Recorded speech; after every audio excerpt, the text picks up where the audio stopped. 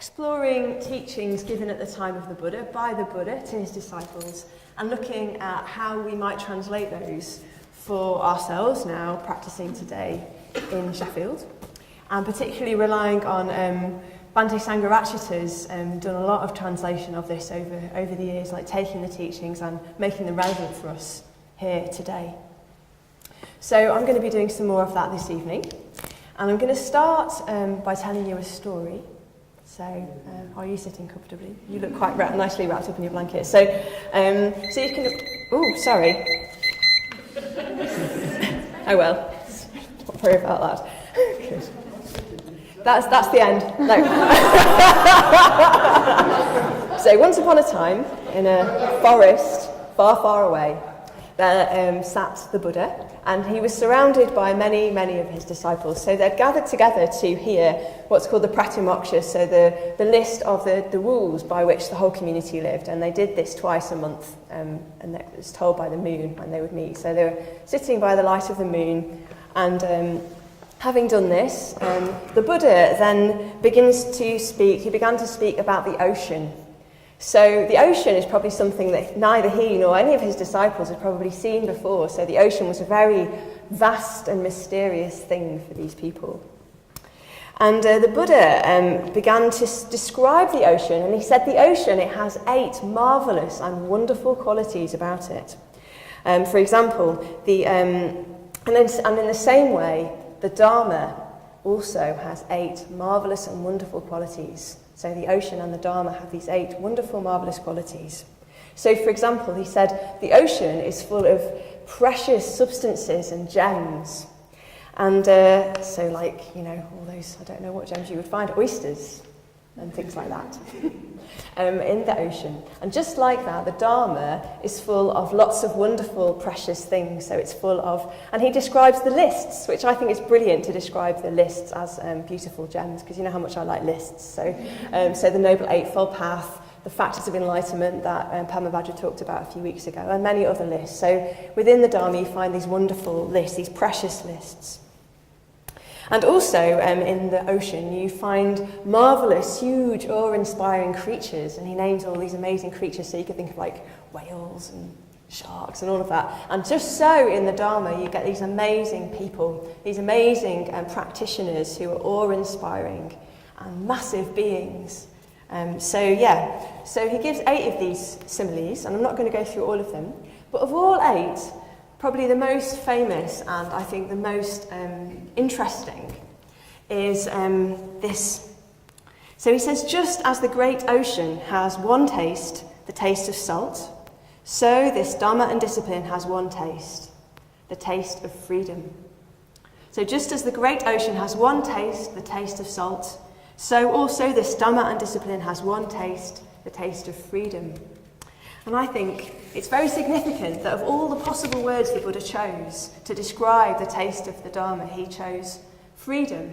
Well, he could have chosen wisdom or love or compassion or energy, any of those words, but actually he chose freedom, vimutti.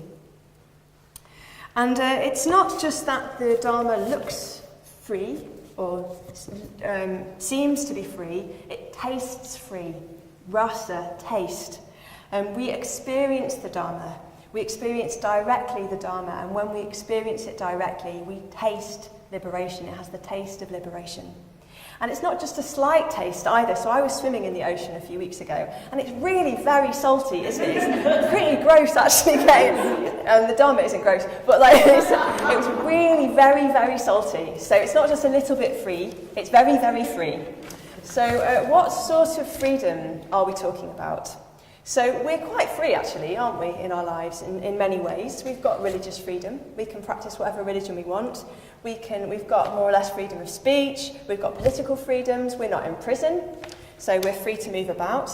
We're not incapacitated. We can travel to the Buddhist centre. We go to the supermarket. There's oodles of choice. We're free to buy whatever we like. We're free to live where we want, to work where we want. So we're quite free, actually, in an external way. But although these external freedoms are not unimportant, they're not the sort of freedom the Buddha was talking about. Practicing the Dharma in itself will not give us these external freedoms. So what sort of freedom is he talking about? And I was kind of interested in this, so I decided to Google freedom to see what it came up with. And I've unfortunately abandoned the clicker in my jumper. So this is one sort of image. So there were loads and loads of images just like this. So various people flying into blue skies or oceans with birds and sunsets. So interesting, isn't it? So nothing to do with kind of an obvious sort of choice. Seems to be pointing to something deeper, something to do with the heart or the mind, which is goes much beyond what we get to choose in supermarkets or where we can live. So that's one thing, is that the heart to do with the Buddha, it's to do with the Dharma, it's an internal, deeper freedom. The second sort of image that there was lots of was this one, breaking free of chains. So it's reflecting that freedom implies freedom from something. Freedom, we're being liberated from something. So freedom from oppression, freedom from captivity, freedom from censorship. The free from range in Tesco's is free from wheat and dairy and gluten. So it's free. In a way, freedom doesn't make any sense on its own. It's freedom from something. So how aren't we free? So if that's what we need, what is it that is chaining us? What are the chains, the fetters that we're trying to break free from? So traditionally in Buddhism, there's a list, of course, of 10 things that fetter us and chain us. So here's the list. It's quite long. There's 10. I'm not going to go through them all because the important ones are the first 3. Fixed self-view, doubt and indecision in relation to the Dharma, and dependence on rites and rituals. So these first 3 constitute a list in themselves. It's an important list. So I'm going to get rid of it now because you don't need to worry about that list. I just wanted to show you the full thing. So when we've broken these 10 fetters, that's when we're enlightened, the Buddha says. But when we break the first 3 fetters, something else happens which is marvellous as well. And why is this? So this is more water imagery, so it's a very watery talk. So you can imagine that we're caught in a river, a very, very fast-flowing, deep river, which is pulling us back again and again towards our old ways of being. You could say towards mundane existence, towards conditioned existence, how we've always been. It's pulling us, dragging us in that direction. And although we make efforts and strive in the other direction, should we relax our effort, sadly, we're just pulled back in the direction that we've come from. And this is because we're caught in the stream of the conditioned. And we've probably all had these sorts of experiences, haven't we, where we think we've really cracked something, so we relax, and then we find ourselves doing it again. And that's because we're caught in the gravitational pull of the mundane. But when we break the first 3 fetters, when we've liberated ourselves from these fetters, it's as if the torrent of the stream begins to slow down. First it begins to slow down, and then it begins to flow in the opposite direction. So no longer are we being naturally dragged towards our old ways of being. We're being pulled now in the stream towards liberation, towards enlightenment, towards the transcendental. So this is the point where we become what's called a stream entrant. A stream entrance. So that's when the natural gravitational pull of our being is now towards the transcendental instead of away from it. And it might sound a bit far out, but actually Bhante says, Bhante Sangharakshita, I'm just going to refer to him as Bhante, which is the title I prefer, his title, which means revered teacher, but I mean Sangharakshita when I say that. So when Bhante says that he thinks it's completely attainable for anybody who's seriously practicing the Dharma to achieve stream entry in this lifetime, and I take that very seriously. So let's have a look at these first 3 fetters then and what we can do about them. And I'm going to use, instead of that traditional list, a list that Bhante himself came up with, which is a translation of that list, which makes them a little bit more accessible because they're quite clunky and wordy. So we're going to talk about them in terms of the fetter of habit, superficiality, and vagueness.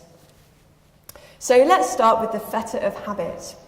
Fetter of habit. So what is habit in terms of this fixed self-view that he's talking about?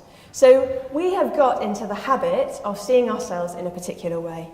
So we experience ourselves as a particular sort of person. We like particular sort of things and people. We don't like particular sorts of things and people. And we're like this and we're not like that. And in fact, we're so much in the habit of seeing ourselves like that we end up thinking we have to be like that. In fact, we are that sort of person. That's who we are. And we identify ourselves in this way and we call myself. Our self is like this is myself. We can't imagine being any other way.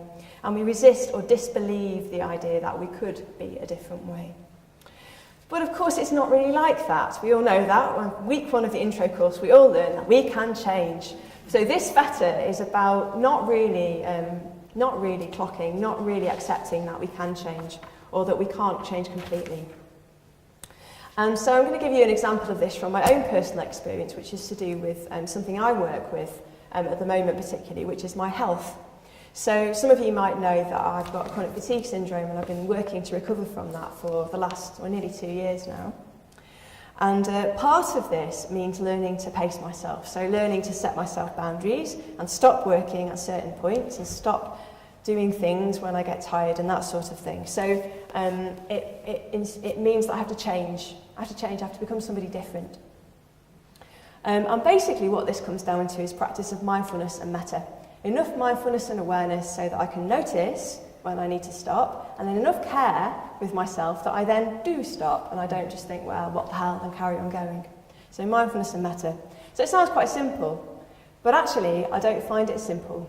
I often lose my awareness, I carry on working longer than I meant to, I mistake how much energy I've got, or I find myself knowing that perfectly well and pushing on regardless anyway. So lapses in mindfulness and metta. So why am I doing this? And I was reflecting, a lot of this is to do with the feta of habit. So I'm in the habit of doing these things. I've done these things for a long time, and in some ways that's who I am. And I'm used to being that sort of person. So unless I do something to change it deliberately, the momentum of my being will carry me on behaving exactly like that forever and ever. Secondly, and I think more interestingly, even should I realise what I'm doing, I'm not particularly invested in doing something different. So I'm very comfortable with thinking of myself as that other sort of person who works long hours and doesn't take breaks. I like that. I like that version of myself, and thinking of myself being a different way is uncomfortable. I don't like it. And not only is it uncomfortable, it's difficult to imagine. Who would that person be? I don't know. I don't know that person. They don't exist. So in some ways, I don't really want to go there. In some ways, I'd rather stick with the person that I know and believe I am, and believe that I am that person, and reject the idea I could become a different person. I'd much rather do that than go into an arena of something else.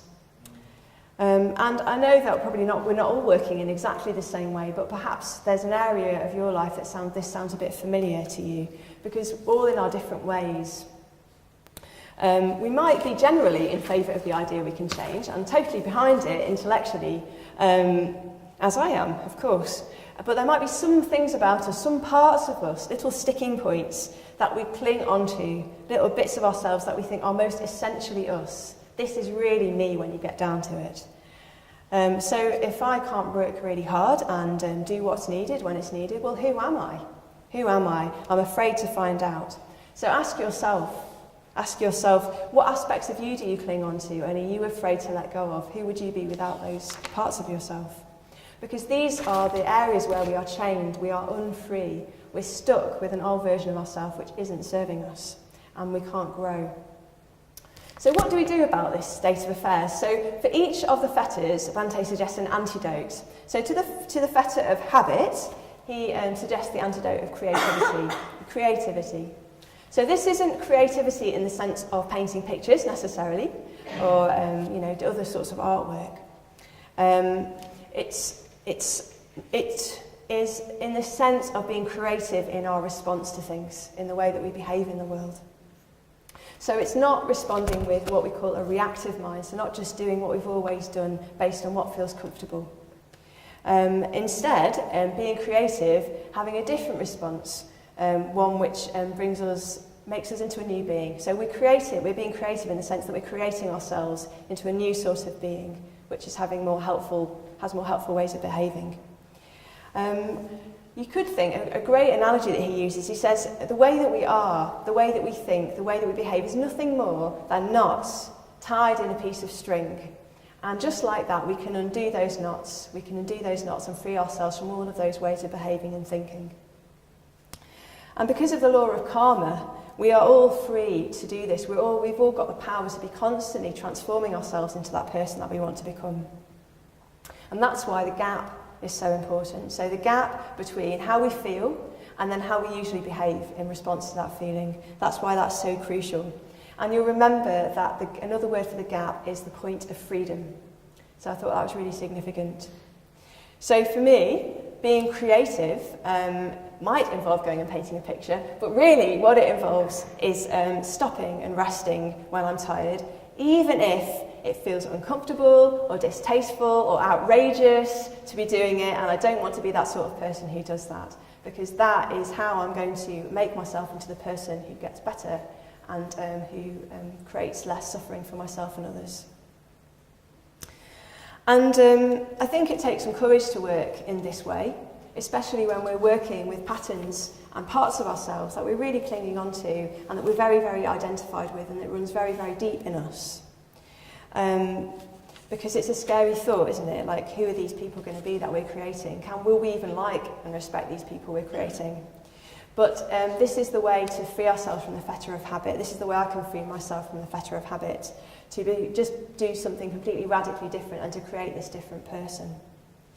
So what can we do then to be creative in this way? So thinking, talking about the gap and so on, you know, if we're going to notice what we're doing and do something different, then mindfulness is really crucial. We can't do any of this without mindfulness.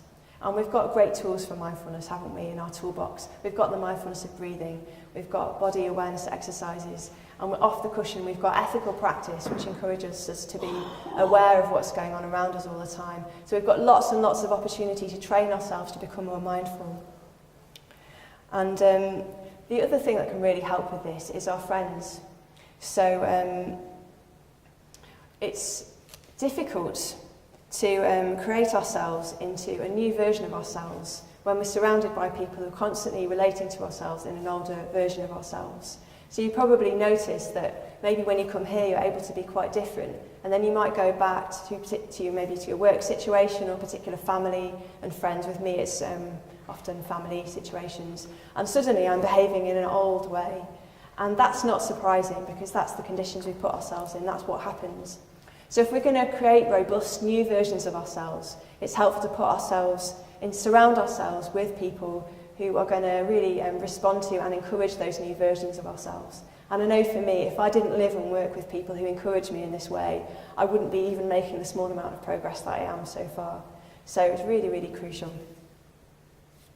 So the next fetter, the fetter of superficiality. So what is superficiality? So superficiality is relating to something on the surface. So this fetter is talking about the way that sometimes we act just from the surface of ourselves, just from part of us.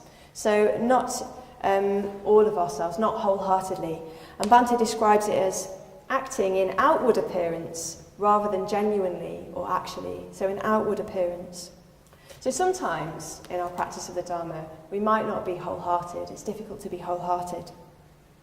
So for example, I don't know if this sounds familiar to you, but I sometimes, I must confess, get to the end of a meditation or a puja and the bell goes and I think, goodness, what did I just do for the last 20, 30, 40 minutes? I don't think I was really there. I'm quite surprised it's over, because somehow some part of me hadn't arrived there in the first place. I've not really been that engaged or switched on and there. I've not been behind it. And I hope I'm not the only person for whom that's true.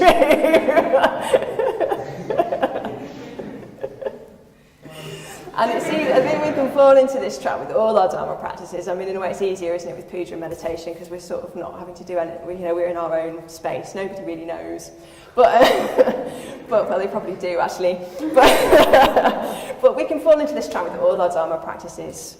So we could stand up, we go through the motions of saluting the shrine without really engaging. We listen to a talk without really engaging. We practice the ethical precepts, we're not really behind them. So we come to depend on the outward form of the practices rather than engaging with the spirit of those practices. And if our engagement with the practices is superficial in this way, is partial, then the practices can't really affect us, they can't really touch us and change us deeply as we need them to. So our superficiality keeps us fettered and unfree in this way. And why do we do this? I mean, I don't know about you, but when I go to meditate, I'm pretty clear that I'm sitting down to meditate. I don't think, oh, I know, I'm just going to sit here and daydream for the next half an hour. And yet, I do. Why do I do that? It's a mystery. But Bhante thinks, no, it's not a mystery. He's got a very good explanation for it. And he thinks it's because we are divided. We are divided beings. We have different parts of ourselves that want different things. And he talks about how the conscious rational mind and the unconscious emotional aspects of ourselves are often not talking to each other particularly well, they're having a little fight. So quite simply, when I sit down to meditate, part of me wants to meditate and part of me doesn't. It's as simple as that. And rationally, I've decided it's a very good idea. I sit down, and then the other bits of me think, well, I'm not that interested. And so the practice is ineffective. It's ineffective. And this can happen in various ways, depending on our personality types. For me, when I behave in this way, it tends to be because my rational mind is racing ahead and dragging the rest of me along behind it. Because I've got quite a kind of keen mind and understanding, and that's the bit that I tend to prioritise, my rational mind. I tend to see what's a good idea quite clearly and then implement it, before the rest of me has really had much of a chance to notice what's going on or what they think about it actually. And so that can tend to lead me to override and ignore my emotional response. And of course, that doesn't really work. Because that will, if I'm divided in that way, then my emotions, which I'm leaving behind, will eventually run in front of me and trip me up. And either I won't be able to engage at all, I'll just disengage and vague out, like I did, like in my example of the meditation. Or if I do sort of push through willfully and manage to engage, then the effort that I make will be kind of dry and cold, and my practice won't have any kind of juice, and it'll have an automatic, my practice will become dry and automatic and lifeless in a certain sort of way. And I did this with my meditation for years. I meditated very willfully, and then I had a big reaction and had years of headaches as a result, so it really is a dead end. On the other hand, some of you might have the opposite tendency. You might tend to kind of be lead with your heart, kind of very intuitive and spontaneous in the way that you practice, possibly leaving not giving your rational side a chance to kind of process and catch up with where your heart is taking you. And again, this can be a problem as well, because it means that when we're not feeling so inspired and full of it, we can lose our way. We can lose our way because we're not clear about what we're doing and why we're doing it. We don't have the rational understanding or conviction to carry us through when we're feeling a bit flatter. And I don't have loads of experience of this, for reasons I've discussed. But one experience I do remember actually is when I first came along. For a while I didn't have any connection with the Buddhas and Bodhisattvas, and people would go around talking about how they existed and they experienced them, and I just felt very suspicious about the whole thing. And then one day I had this very, very strong meditation where Padmasambhava just kind of appeared and was as real as Sangha is sitting right in front of me. And I couldn't but think, oh well, Padmasambhava exists and there he is. But rationally, I could not comprehend that in the slightest.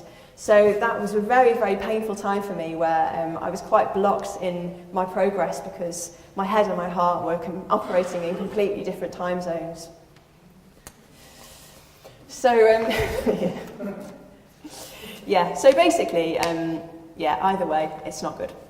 So what can we do about this? What can we do about this?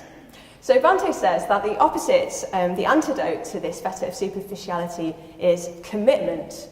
Commitment, we need to commit ourselves. So in a way, commitment is the opposite of superficiality, because rather than doing something partially, we're doing it with the whole of ourselves. We are taking the plunge rather than just dipping our toe in the water. And I'm reminded of our 10 lovely new Mitras who made that commitment last week. So they decided they were going to practice, they were going to do their very best to practice the Dharma in this tradition to see what happens. Because if we don't do something wholeheartedly, we don't know what would happen if we did. And it's like that lovely analogy of digging for water, isn't it? If we dig for water in like 10 different places, then we'll never get to it. If we dig just in one place, then we will get to it. So what might help us to commit?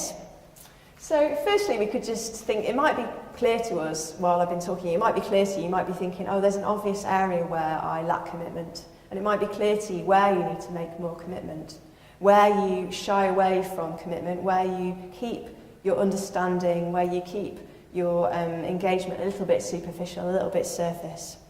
It might be in our relationships, our communications, our practices. Our friends can really help us here. They can help us to identify where we might, it might be helpful for us to make commitments, because we're all very different and we all need to make different sorts of commitments. It's not appropriate for me to be making the same sort of commitment as somebody who's just come along for the first time. So there's some wisdom involved in knowing what commitments to make and how to make them. I was also reflecting that if commitment is about learning to become wholehearted and act with the whole of ourselves, we could reflect on whether we are the sort of person that tends to run away with our head or run away with our heart, because that will could affect how we approach things. So if you tend to act from your head and that runs away with you, a bit like me, you might think in terms of deliberately trying to warm up your practice. So you could think about trying to engage more fully with practices which have a more obvious heart base, like the Metabhavana, like puja, like devotional practice, like friendship. So practices which require one to acknowledge and prioritise one's emotions, and not just trying not to engage with them just superficially, because doing this we're training ourselves to take more seriously our emotional hinterland.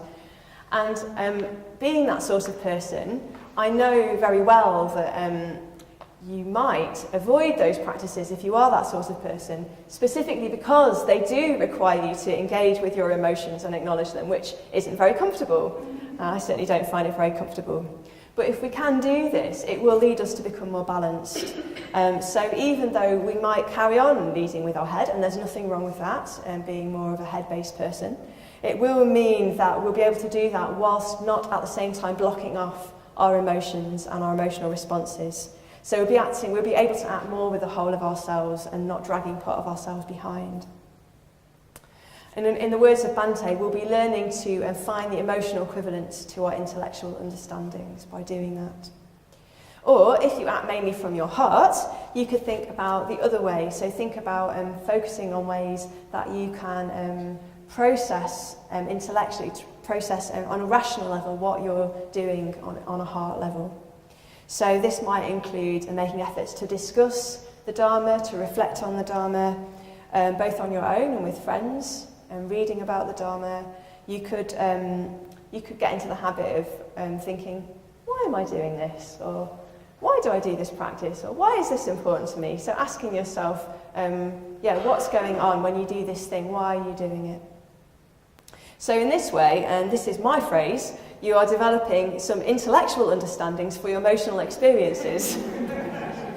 So either way, it needs balancing up. So you'll probably carry on leading with your heart, but it'll be a much more robust practice because you won't be dependent on the whims of your emotions. So that's the second bit about superficiality. And then the third fetter is the fetter of vagueness. So what is vagueness? So vagueness is, being vague, not being clear at all about what we want, not being clear about where we're going, trying to keep all our options open, which means we can sort of drift about in a sort of drifty, woolly sort of a way. And so, for example, as I've described, it's quite helpful for me at the moment to be putting boundaries in place in my life. So being clear about how many minutes I will work and how many minutes I'll spend with this person and how long I'll spend on the phone with that person. Very, very helpful. But I don't do it. I don't do it. Why don't I do it? Because I'm vague. I'm being vague. I resist doing it because on some level I don't really want to, so I don't do it. And I'm not clear about those things with myself or with anybody else. And so I leave it open. So I can't practice mindfulness or metta effectively because I haven't been clear about what that would even look like to begin with. So I haven't put those boundaries in place. And this might resonate with you in some way, maybe not that particular example, but there might be areas for you where you're a bit vague, where you're a bit unclear. You deliberately keep things unclear so that you don't really have to do anything about them. And you're invested in that. You're invested in being unclear. So the classic example is with meditation. So sitting down and then not really deciding ever what practice you're going to do. And then 40 minutes has passed. It's like, oh, well, that's that then. Or you sit down to do the Metta Bhavana and you spend 10 minutes trying to decide who to put in the first stage. And then the first stage is over. So that's one example. So obviously that is a very unhelpful meditation. Or ethically, we might be vague. So there might be some areas of our ethical lives where we're sort of not totally sure that we're happy with how we're behaving, but we don't really want to do anything about it, so we just don't think about it. And then we can just carry on doing it and nothing will, it's okay.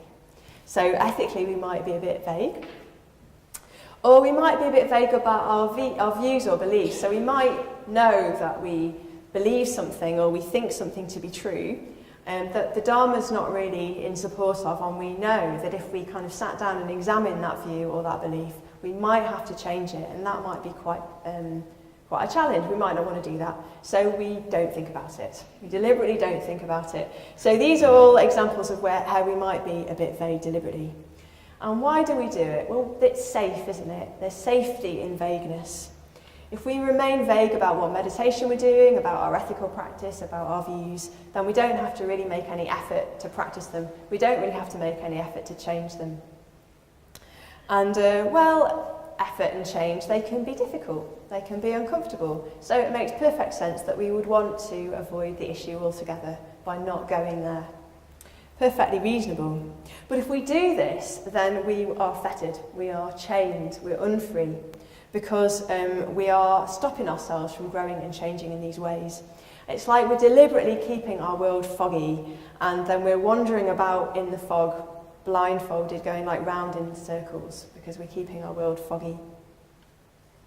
So this is vagueness. So what can we do about vagueness? So the obvious antidote, which Bhante comes up with, is clarity. So if we're being vague, we need clarity, we need to be clear.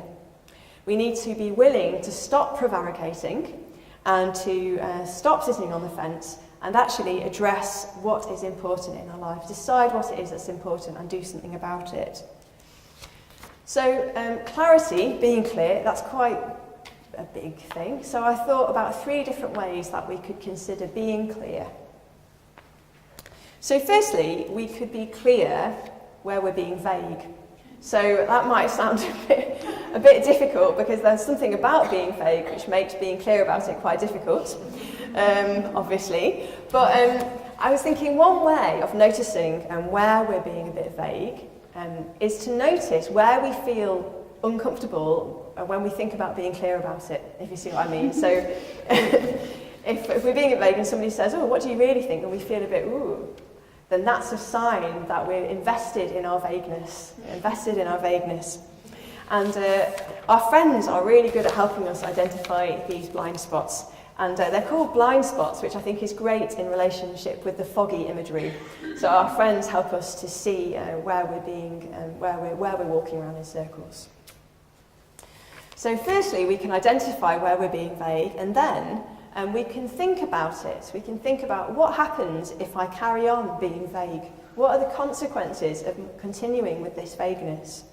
So for me, with my health, I think, well, if I carry on like this, then I'm going to carry on causing suffering to myself, I'm going to carry on causing suffering to those around me, and I don't want to do that. So if I can be clear about that, then it encourages me to sharpen up my boundaries.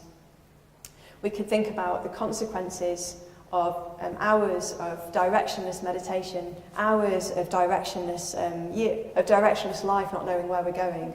So if we're being vague, then we're choosing not to move in a particular direction. We're choosing to sit still or go backwards. So we can think about what would the consequences of that be for us. And then thirdly, we can think about why do we want to be clear? Why do we want to move into a different place? Why are we doing what we're doing? What's our motivation? So in my life, for example, when I think about this, I become clear that what I really want to do is to be of service to the Sangha. Like, that's what I really want to do. And without my health, my ability to do that is quite limited. And so when I reflect like that, I become clearer about why those boundaries are in place, and I feel less vague about that, and I become more inclined to be clear about them in my actions. So thinking about why I'm doing it makes me want to be clearer in my behaviour. So I think in general, clarifying our reasons for practice and our motivations help us to be clearer in what we're doing in the world. So, to summarise, here are the fetters with the antidotes. So we could see the first two fetters in this way. So we could see habit as not really seeing that we can change. So not really seeing that we can change. And so needing to be more creative to become a person that is free from the old ways of being that don't serve us. And then we could see superficiality as not really wanting to commit to that change. And so needing commitment to find ways to commit, to become more wholehearted in our practice. And then we can think that we remain vague because we don't really want to commit to that change. So needing to develop clarity about what we're doing and why we're doing it. And so when we do this, when we break these fetters, which is completely within our grasp, and when we're finally free from these bonds, which chain us to samsara, then we'll become a stream entrant. So then we enter the stream, and the gravitational pull of our being is not pulling us back towards our old ways of being. It starts pulling us in the direction of the transcendental. And then we become one of the great and awe-inspiring creatures, like the whales and the leviathans and all those. We become one of those creatures that live in the ocean of the Dharma. And the Dharma, which has, of course, just one taste, the taste of freedom.